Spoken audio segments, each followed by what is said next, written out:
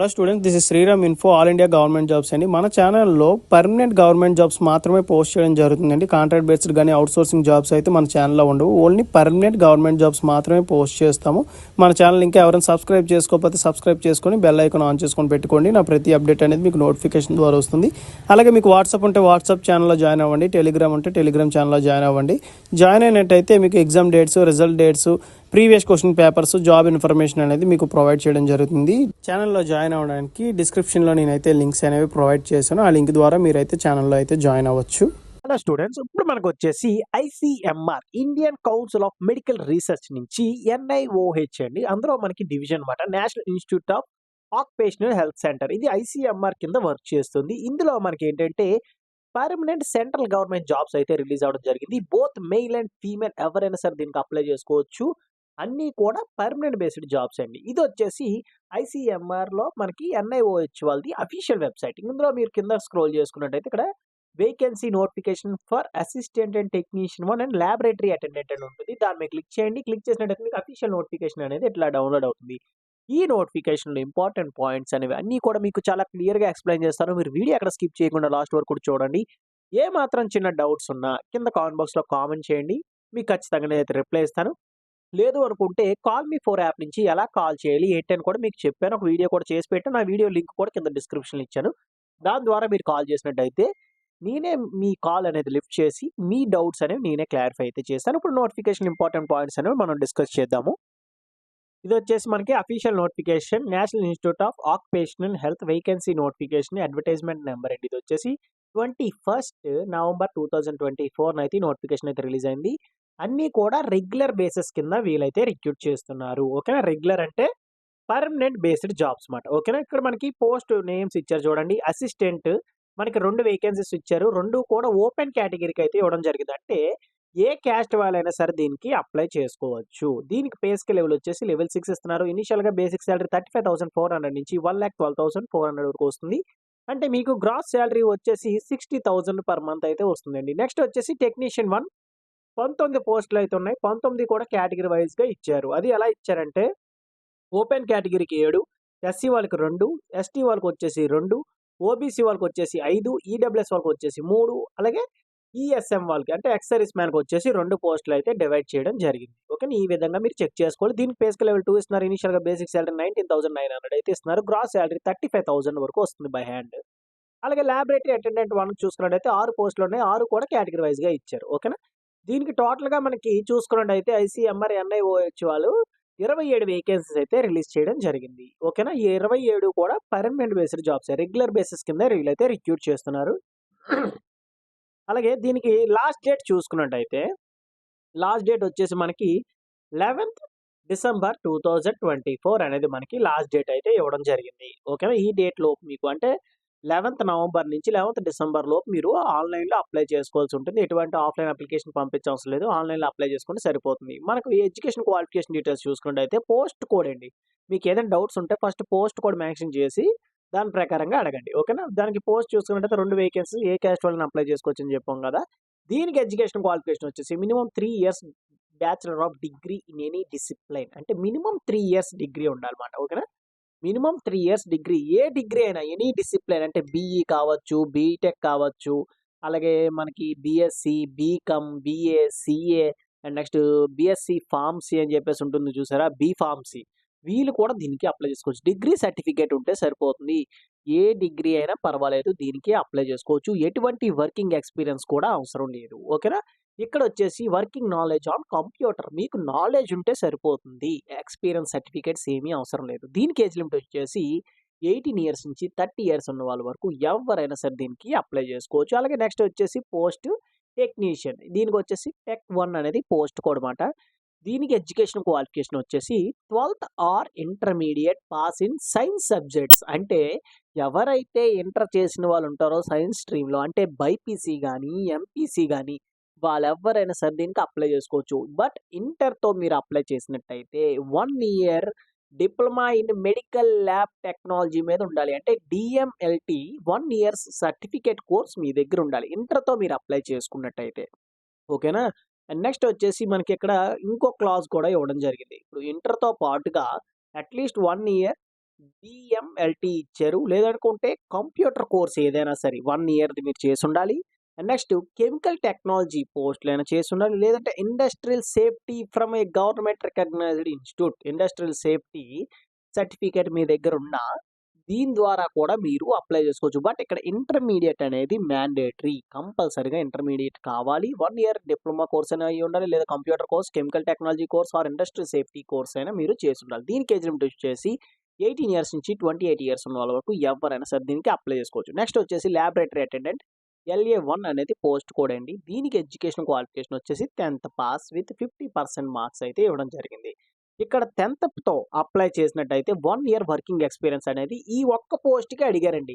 Laboratory attendant 1కే 10th క్లాస్‌తో మీరు apply చేసినట్టయితే 1 year experience అయితే అడగడం జరిగింది. లేదు అనుకుంటే 10th ప్లస్ ఇక్కడ మీకు ఇక్కడ చూడొచ్చు రిజిస్టర్డ్ ఇక్కడ మనకి ఐటీఐ అయితే ఇవ్వడం జరిగింది. అంటే ఇక్కడ 10th plus ITI in respective field are trade certificate issued by government అని చెప్పి అడగడం జరిగింది.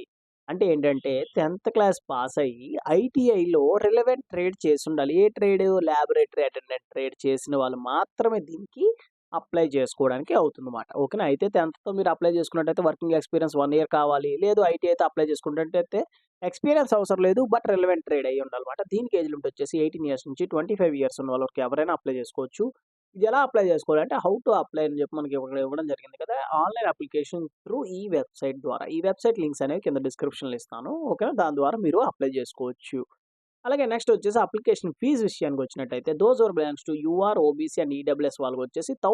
1000 అనేది అప్లికేషన్ ఫీజ్. ఇక్కడ అప్లికేషన్ ఫీజ్ అనేది ఎక్కువుంది కాబట్టి ఇంట్రెస్టెడ్ క్యాండిడేట్స్ నేను ప్రిపేర్ అయ్యాను. నేను రాసానంటే గవర్నమెంట్ జాబ్ ఖచ్చితంగా కొడతాను. అట్లాంటి వాళ్ళే అప్లై చేయండి. ఎందుకంటే రూ. 1000 ఫీజ్ అనేది మామూలు విషయం కాదు. అందుకే నేను ఇంట్రెస్టెడ్ క్యాండిడేట్స్ ఎవరైతే ఉన్నారో వాళ్ళు మాత్రమే దీనికి అప్లై చేయడానికి ట్రై చేయండి.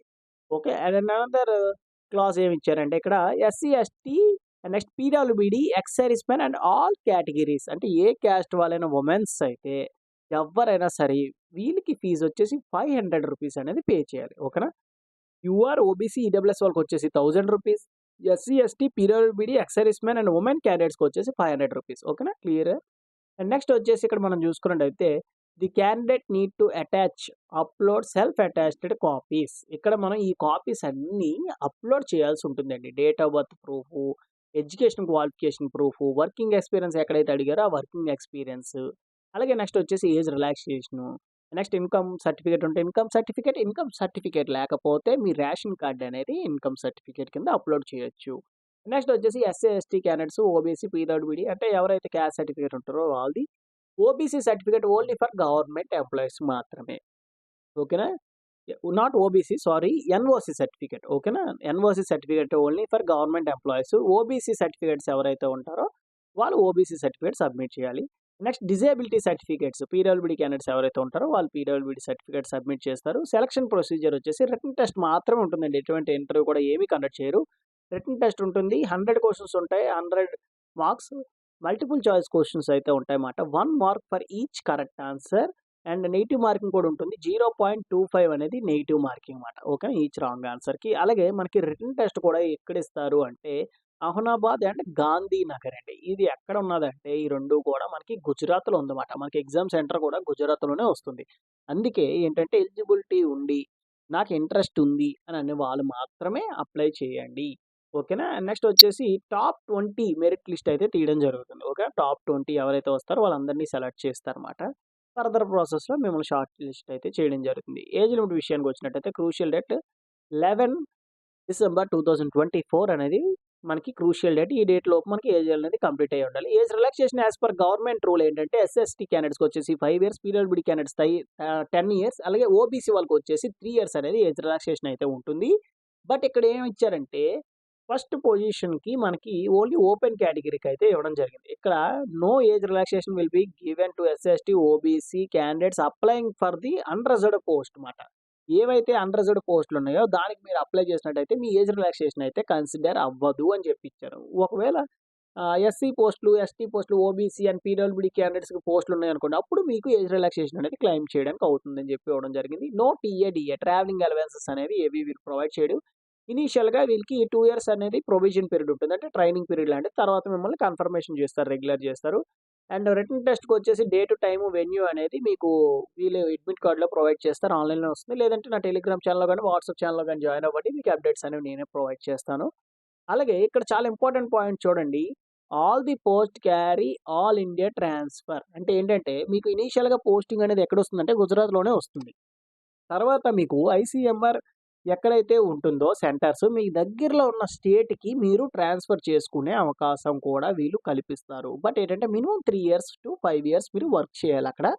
తర్వాత మీరైతే ట్రాన్స్‌ఫర్ చేసుకోవచ్చు.